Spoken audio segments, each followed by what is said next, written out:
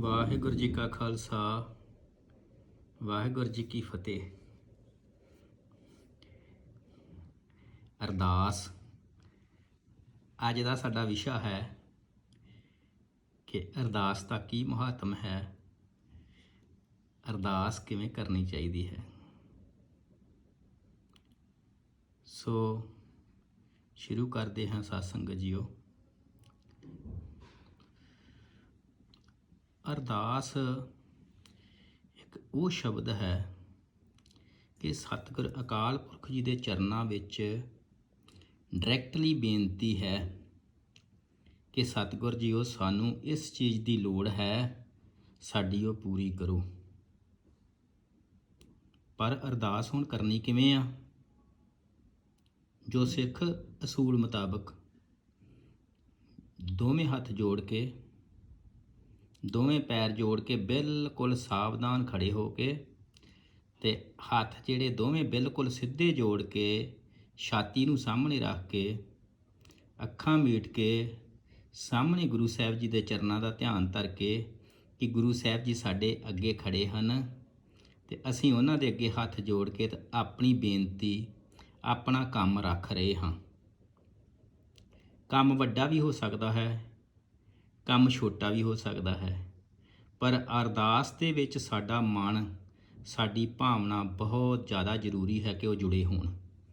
ਜੇ ਸਾਡਾ ਮਨ ਅਰਦਾਸ ਵਿੱਚ ਨਹੀਂ ਜੁੜਿਆ, ਜੇ ਸਾਡਾ ਮਨ ਡੂੰਘਾਈ ਦੇ ਵਿੱਚ ਨਹੀਂ ਗਿਆ, ਜੇ ਅਸੀਂ ਭਾਵਨਾ, ਆਪਣੀ ਪੂਰੀ ਭਾਵਨਾ ਬਣਾ ਕੇ ਅਰਦਾਸ ਨਹੀਂ ਕੀਤੀ ਤਾਂ ਹੋ ਸਕਦਾ ਉਹ ਪੂਰੀ ਨਾ ਹੋਵੇ ਜਾਂ ਪੂਰੀ ਹੋਣ ਦੇ ਵਿੱਚ ਦੇਰ ਲੱਗੇ। ਜਦੋਂ ਮਹਾਰਾਜਾ ਰਣਜੀਤ ਸਿੰਘ ਜੀ ਨੇ ਅਟਕ ਦਰਿਆ ਪਾਰ ਕੀਤਾ ਸੀ ਤੇ ਬਹੁਤ ਜ਼ਿਆਦਾ ਅਟਕ ਦੇ ਵਿੱਚ ਹੜ੍ਹ ਆਇਆ ਹੋਇਆ ਸੀ। ਅਕਾਲੀ ਫੂਲਾ ਸਿੰਘ ਜੀ ਨਾਲ ਸਨ। ਅਰਦਾਸ ਹੋਈ ਹੈ, ਕੁਝ ਸਿੰਘ ਕਹਿੰਦੇ ਹੜ੍ਹ ਆਇਆ ਹੈ, ਵੇਟ ਕਰ ਲਈਏ, ਅਟਕ ਦਰਿਆ ਦੇ ਵਿੱਚ ਹੜ੍ਹ ਆਇਆ ਹੈ, ਆਪਾਂ ਇੰਤਜ਼ਾਰ ਕਰ ਲਈਏ, ਜਦੋਂ ਪਾਣੀ ਲੱਥੇਗਾ ਉਦੋਂ ਅੱਗੇ ਲੰਘ ਜਾਂਗੇ। ਪਰ ਅਕਾਲੀ ਫੂਲਾ ਸਿੰਘ ਜੀ, ਮਹਾਰਾਜਾ ਰਣਜੀਤ ਸਿੰਘ ਜੀ ਕਹਿਣ ਲੱਗੇ ਵੀ ਸਿੰਘ ਨੇ ਅਰਦਾਸ ਕਰਕੇ ਤੁਰੇ ਹਾਂ, ਹੁਣ ਫੇਰ ਆਪਾਂ ਇੱਕ ਅਰਦਾਸ ਕਰਦੇ ਹਾਂ, ਪਾਠ ਕਰਕੇ, ਸਹਿਜ ਪਾਠ ਦੱਸਦੇ ਹਨ ਪਰ ਉਹਨਾਂ ਨੇ ਅਖੰਡ ਪਾਠ ਸਾਹਿਬ ਉੱਥੇ ਰੱਖਿਆ। ਉਸ ਅਖੰਡ ਪਾਠ ਸਾਹਿਬ ਦਾ ਭੋਗ ਜਿਹੜਾ ਸੀ ਬਹੁਤ ਜਲਦੀ ਦੇ ਵਿੱਚ ਪਾ ਕੇ ਤੇ ਉਹਨਾਂ ਨੇ ਅਰਦਾਸ ਕੀਤੀ ਤੇ ਉਸ ਅਟਕ ਦਾ ਪਾਣੀ ਜਿਹੜਾ ਸੀ, ਜਿਹੜਾ ਅਟਕਾ ਰਿਹਾ ਸੀ ਖਾਲਸੇ ਨੂੰ ਅੱਗੇ ਜਾਣ ਤੋਂ, ਕਿਉਂਕਿ ਅੱਗੇ ਹਰੀ ਸਿੰਘ ਨਲੂਆ ਜੋ ਸੀ ਜੰਗ ਦੇ ਵਿੱਚ, ਜੰਗ ਹਾਰਨ ਦੀ ਨੌਬਤ 'ਤੇ ਪਹੁੰਚਿਆ ਹੋਇਆ ਸੀ, ਉਹਨੂੰ ਫੌਜਾਂ ਦੀ ਲੋੜ ਸੀ, ਉਹਨੂੰ ਮਗਰੋਂ ਸਾਥ ਦੀ ਲੋੜ ਸੀ, ਆਪਣੇ ਸਾਥੀਆਂ ਦੀ ਲੋੜ ਸੀ, ਇਸ ਕਰਕੇ ਉਹਨੇ ਸੁਨਾਹ ਭੇਜਿਆ ਸੀ ਤੇ ਇਹ ਸਿੰਘ ਮਗਰੋਂ ਉਸ ਦੀ ਮਦਦ ਵਾਸਤੇ ਜਾ ਰਹੇ ਸਨ।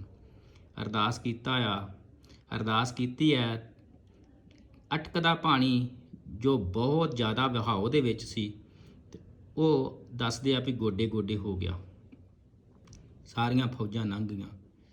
ਚਲੋ ਬਾਕੀ ਕੁਝ ਕਹਿੰਦੇ ਹਨ ਕਿ ਮਹਾਰਾਜਾ ਰਣਜੀਤ ਸਿੰਘ ਨੇ ਵਿੱਚ ਘੋੜਾ ਜਾਂ ਅਕਾਲੀ ਫੂਲਾ ਸਿੰਘ ਜੀ ਨੇ ਵਿੱਚ ਘੋੜਾ ਖਿਲਾਰ ਛੱਡਿਆ। ਜਦੋਂ ਉਹਨਾਂ ਨੇ ਫਤਿਹ ਕੀਤੀ ਵੀ ਬਸ ਕਰੋ, ਹੋਰ ਨਹੀਂ ਹੁਣ ਸਿੰਘ ਆਉਣੇ ਚਾਹੀਦੇ, ਤਾਂ ਮਗਰੋਂ ਕੁਝ ਘੋੜ ਸਵਾਰ ਜਿਹੜੇ ਸੀ ਉਹ ਰੁੜ ਵੀ ਗਏ। ਪਰ ਗੱਲ ਅਰਦਾਸ ਦੀ ਹੈ, ਗੱਲ ਹੁਕਮ ਮੰਨਣ ਦੀ ਹੈ। ਆਪਾਂ ਅਕਾਲ ਪੁਰਖ ਦਾ ਹੁਕਮ ਮੰਨਦੇ ਹੋਏ ਜਦੋਂ ਬੜੇ ਪਿਆਰ ਦੇ ਨਾਲ ਅਰਦਾਸ ਕਰਾਂਗੇ। ਦ੍ਰੋਪਦੀ ਦੱਸਦੇ, ਜਦੋਂ ਦੁਰਯੋਧਨ ਦੇ ਰਾਜ ਦੇ ਵਿੱਚ ਦ੍ਰੋਪਦੀ ਦਾ ਚੀਰ ਹਰਨ ਹੋ ਰਿਹਾ ਸੀ, ਸਾੜੀਆਂ ਖਿੱਚੀਆਂ ਜਾ ਰਹੀਆਂ ਸਨ, ਉਸ ਦੇ ਸਰੀਰ ਨੂੰ ਨਗਨ ਕੀਤਾ ਜਾ ਰਿਹਾ ਸੀ, ਤਾਂ ਉਸ ਨੇ ਅਰਦਾਸ ਕੀਤੀ ਅਕਾਲ ਪੁਰਖ ਦੇ ਚਰਨਾਂ ਵਿੱਚ, ਕ੍ਰਿਸ਼ਨ ਜੀ ਦੇ ਰੂਪ ਦੇ ਵਿੱਚ। ਦੱਸਦੇ ਆ ਕਿ ਉਸਨੇ ਪਹਿਲੋਂ ਧਿਆਨ ਕੀਤਾ, ਅਰਦਾਸ ਕਰਦਿਆਂ ਕਰਦਿਆਂ ਦਰੋਣਾਚਾਰੀਆ ਦਾ ਕੀਤਾ, ਭੀਸ਼ਮ ਪਿਤਾਮਾ ਦਾ ਕੀਤਾ, ਯੁਧਿਸ਼ਟਰ ਦਾ ਕੀਤਾ, ਸਾਰਿਆਂ ਦਾ ਵਾਰੀ-ਵਾਰੀ ਧਿਆਨ ਕਰਦੀ ਗਈ। ਫਿਰ ਐਂਡ ਦੇ ਵਿੱਚ ਜਦੋਂ ਵੇਖਿਆ ਵੀ ਹੁਣ ਕੋਈ ਪੇਸ਼ ਨਹੀਂ ਜਾਂਦੀ, ਤਾਂ ਉਸ ਨੇ ਕ੍ਰਿਸ਼ਨ ਜੀ ਦਾ ਧਿਆਨ ਧਰਿਆ। ਕ੍ਰਿਸ਼ਨ ਜੀ ਨੇ ਆ ਕੇ ਦੱਸਦੇ ਸਾੜੀਆਂ ਦੇ ਅੰਬਾਰ ਲਾ ਦਿੱਤੇ ਕਿ ਇਸ ਨੂੰ ਨਗਨ ਹੋਣ ਤੋਂ ਬਚਾਇਆ ਜਾਵੇ, ਇਸ ਦੀ ਪੱਤ ਨਹੀਂ ਰੁਲਣ ਦੇਣੀ। ਦ੍ਰੋਪਦੀ ਨੇ ਬਾਅਦ ਦੇ ਵਿੱਚ ਜਦੋਂ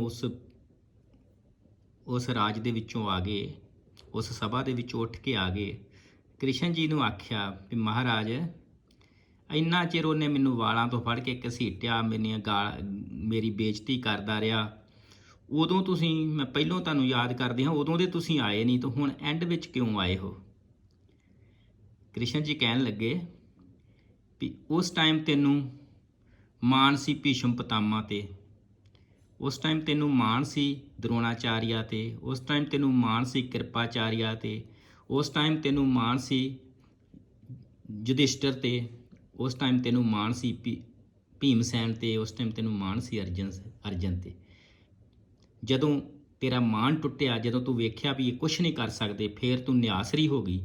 ਨਿਆਸਰੀ ਹੋ ਕੇ ਤਾਂ ਤੂੰ ਅਕਾਲ ਪੁਰਖ ਦਾ ਆਸਰਾ ਤੱਕਿਆ, ਤੂੰ ਪਰਮਾਤਮਾ ਦਾ ਆਸਰਾ ਤੱਕਿਆ, ਤੂੰ ਮੇਰਾ ਧਿਆਨ ਧਰਿਆ। ਕਿਉਂਕਿ ਕ੍ਰਿਸ਼ਨ ਜੀ, ਜਿੱਥੇ ਆਪਾਂ ਵਾਹਿਗੁਰੂ ਨੂੰ ਤੂੰ ਹੀ ਤੂੰ ਕਹੀ ਜਾਂਦੇ ਹਾਂ, ਉੱਥੇ ਕ੍ਰਿਸ਼ਨ ਜੀ ਆਪਣੇ ਆਪ ਨੂੰ ਮੈਂ ਹੀ ਮੈਂ ਕਹਿੰਦੇ ਹਨ। ਇਹ ਇੱਕ ਅਲੱਗ ਵਿਸ਼ਾ ਹੈ, ਕੋਈ ਗੱਲ ਨਹੀਂ ਹੈ। ਨਿਰਗੁਣ ਸਰਗੁਣ ਦੋਵੇਂ ਉਹਦੇ ਹੀ ਰੂਪ ਹਨ। ਸੋ ਕ੍ਰਿਸ਼ਨ ਜੀ ਕਹਿੰਦੇ ਤੂੰ ਮੇਰਾ ਧਿਆਨ ਧਰਿਆ ਤਾਂ ਮੈਂ ਉਸੇ ਵੇਲੇ ਹਾਜ਼ਰ ਹੋ ਕੇ ਤੇਰੀ ਅਰਦਾਸ ਸੁਣੀ, ਤੇਰੀ ਇੱਜ਼ਤ ਰੱਖੀ। ਜਿੰਨਾ ਚਿਰ ਤੂੰ ਭਾਵਨਾ ਨਹੀਂ ਧਾਰੀ, ਜਿੰਨਾ ਚਿਰ ਤੂੰ ਇੱਕ ਮਨ 'ਚ ਇੱਕ ਚਿੱਤ ਹੋ ਕੇ ਮੇਰੇ ਅੱਗੇ ਅਰਦਾਸ ਨਹੀਂ ਕੀਤੀ, ਉਹਨਾਂ ਚਿਰ ਤੱਕ ਮੈਂ ਕਿਵੇਂ ਹਾਜ਼ਰ ਹੋ ਸਕਦਾ ਹਾਂ? ਤੂੰ ਜਦੋਂ ਮੈਂ ਆਉਣ ਲੱਗਦਾ ਹਾਂ, ਦੱਸਦੇ ਹਨ ਕਿ ਉਹਨੇ ਬਾਕੀ ਦੇਵੀ ਦੇਵਤਿਆਂ ਨੂੰ ਵੀ ਰਾਧਿਆ। ਕ੍ਰਿਸ਼ਨ ਜੀ ਕਹਿੰਦੇ ਆ ਕਿ ਜਦੋਂ ਤੂੰ ਦੂਜੇ ਦੇਵਤਿਆਂ ਨੂੰ ਰਾਧਦੀ ਸਾਂ, ਤਾਂ ਮੈਂ ਦੂਜੇ ਦੇਵਤਿਆਂ ਨੂੰ ਭੇਜਣ ਦੀ ਕੋਸ਼ਿਸ਼ ਕਰਦਾ ਹਾਂ, ਇੱਕ ਨੂੰ ਭੇਜਣ ਲੱਗਦਾ ਹਾਂ, ਤੂੰ ਦੂਜੇ ਨੂੰ ਰਾਧਣ ਲੱਗ ਪੈਂਦੀ ਸਾਂ। ਜਦੋਂ ਮੈਂ ਦੂਜੇ ਨੂੰ ਭੇਜਣ ਲੱਗਦਾ ਹਾਂ, ਤੂੰ ਤੀਜੇ ਨੂੰ ਰਾਧਣ ਲੱਗ ਪੈਂਦੀ ਸਾਂ। ਜਦੋਂ ਮੈਂ ਤੀਜੇ ਨੂੰ ਭੇਜਣ ਲੱਗਦਾ ਹਾਂ, ਤੂੰ ਚੌਥੇ ਨੂੰ ਰਾਧਣ ਲੱਗ ਪੈਂਦੀ ਹਾਂ। ਇਸ ਤਰ੍ਹਾਂ ਤੂੰ ਵੱਖ-ਵੱਖ, ਤੇਰਾ ਇੱਕ ਥਾਂ ਦੇ ਉੱਤੇ ਮਨ ਟਿਕਾਓ 'ਚ ਨਹੀਂ ਸੀ ਆਉਂਦਾ। ਤੂੰ ਆਨੀ ਹਾਂ ਕੋਈ ਤਾਂ ਮੇਰੀ ਮਦਦ ਕਰਨ ਆਵੇ, ਤਾਂ ਤੂੰ ਸਾਰਿਆਂ ਨੂੰ ਧਿਆਈ ਜਾਂਦੀ ਹਾਂ, ਤੇ ਜਿੰਨਾ ਚਿਰ ਨੂੰ ਉਹਨਾਂ ਨੇ ਆਉਣਾ ਹੁੰਦਾ ਸੀ, ਉਸ ਤੋਂ ਪਹਿਲਾਂ ਤੂੰ ਅਗਲੇ ਦੇਵਤੇ ਕੋਲ ਪਹੁੰਚ ਜਾਂਦੀ ਹਾਂ। ਇਸ ਕਰਕੇ ਤੇਰੀ ਕੋਈ ਵੀ ਮਦਦ ਨਹੀਂ ਕਰ ਸਕਿਆ, ਉਹ ਦੇਵੀ ਦੇਵਤੇ ਵੀ ਨਾ, ਸਭਾਪਤੀ ਵੀ ਸਾਰੇ ਤੇਰੀ ਕੋਈ ਮਦਦ ਨਹੀਂ ਕਰ ਸਕੇ। ਜਦੋਂ ਤੇਰੇ ਹਥਿਆਰ ਛੁੱਟ ਗਏ, ਜਦੋਂ ਤੇਰਾ ਘਮੰਡ ਟੁੱਟ ਗਿਆ, ਜਦੋਂ ਤੈਨੂੰ ਪਤਾ ਲੱਗ ਗਿਆ ਵੀ ਹੁਣ ਮੇਰਾ ਇੱਥੇ ਕੋਈ ਨਹੀਂ ਹੈ, ਕਿਸੇ ਨੇ ਮੇਰੀ ਗੱਲ ਨਹੀਂ ਸੁਣਨੀ, ਤਾਂ ਤੂੰ ਫਿਰ ਮੇਰੇ ਚਰਨਾਂ ਦੇ ਵਿੱਚ ਤਾਂ ਧਿਆਨ ਧਰ ਕੇ ਤੇ ਅਰਦਾਸ ਕੀਤੀ। ਮਹਾਰਾਜ ਕਹਿੰਦੇ ਤੇਰੇ ਢਹਿਣ ਵਿੱਚ ਦੇਰੀ ਹੈ, ਮੇਰੇ ਬਖਸ਼ਣ ਵਿੱਚ ਕੋਈ ਦੇਰੀ ਨਹੀਂ ਹੈ।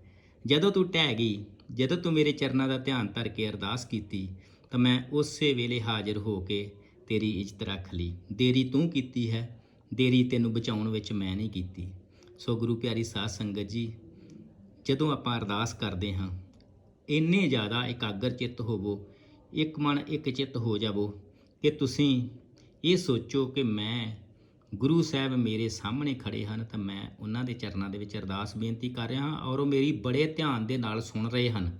ਤਾਂ ਹੁਣ ਜੋ ਮੇਰਾ ਦੁੱਖ ਹੈ, ਜਿਸ ਕਰਕੇ ਮੈਂ ਅਰਦਾਸ ਕੀਤੀ ਹੈ, ਉਹ ਮੇਰਾ ਦੁੱਖ ਕੱਟਿਆ ਜਾਣਾ ਹੈ, ਉਹ ਹੁਣ ਖਤਮ ਹੋ ਗਿਆ ਹੈ। ਇਹ ਮੇਰੀ ਅਰਦਾਸ ਜਿਹੜੀ ਹੈ ਸਤਿਗੁਰ ਦੇ ਚਰਨਾਂ ਵਿੱਚ ਪਹੁੰਚ ਚੁੱਕੀ ਹੈ। ਜਦੋਂ ਤੁਸੀਂ ਧੁਰ ਅੰਦਰੋਂ ਅਰਦਾਸ ਕਰੋਗੇ, ਤਾਂ ਕੋਈ ਇਹੋ ਜਿਹਾ ਕਾਰਨ ਨਹੀਂ ਕਿ ਤੁਹਾਡੀ ਅਰਦਾਸ ਪੂਰੀ ਨਾ ਹੋਵੇ। ਸੋ ਸਤਿਗੁਰ ਜੀ ਜਿਹੜੇ ਆ, ਉਹ ਸਾਨੂੰ ਅਰਦਾਸ ਕਰਨ ਦਾ ਤਰੀਕਾ ਵੀ ਦੱਸਦੇ ਹਨ ਕਿ ਡੰਡੌਤ ਬੰਦਨ ਅਨਕ ਬਾਰ, ਸਰਬ ਕਲਾ ਸਮਰੱਥ, ਡੋਲਣ ਤੇ ਰੱਖੋ ਪ੍ਰਭੂ, ਨਾਨਕ ਦੇ ਕਰ ਹੱਥ।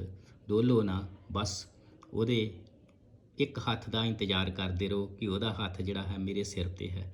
ਜੇ ਤੁਸੀਂ ਡੋਲੋਗੇ ਨਾ, ਜੇ ਤੁਸੀਂ ਭਰੋਸਾ ਰੱਖੋਗੇ, ਤਾਂ ਉਸ ਨੂੰ ਆਉਣਾ ਹੀ ਪੈਣਾ ਹੈ। ਜਿਸ ਤਰ੍ਹਾਂ ਪ੍ਰਹਲਾਦ ਨੂੰ ਰੱਖਣ ਵਾਸਤੇ ਥਾਂ ਥਾਂ ਦੇ ਉੱਤੇ ਹਾਜ਼ਰ ਹੁੰਦਾ ਰਿਹਾ ਅਕਾਲ ਪੁਰਖ, ਇਸੇ ਤਰ੍ਹਾਂ ਅਸੀਂ ਵੀ ਜੇ ਉਸ ਦੇ ਬਣ ਜਾਈਏ, ਤਾਂ ਸਾਨੂੰ ਉਹ ਜ਼ਰੂਰ ਜਿਹੜਾ ਹੈ ਉਹ ਰੱਖਦਾ ਹੈ ਔਖੇ ਸਮਿਆਂ ਦੇ ਵਿੱਚੋਂ ਵੀ। ਸੋ ਇੰਨੀ ਬੇਨਤੀ ਹੈ। ਵਾਹਿਗੁਰੂ ਜੀ ਕਾ ਖਾਲਸਾ, ਵਾਹਿਗੁਰੂ ਜੀ ਕੀ ਫਤਿਹ।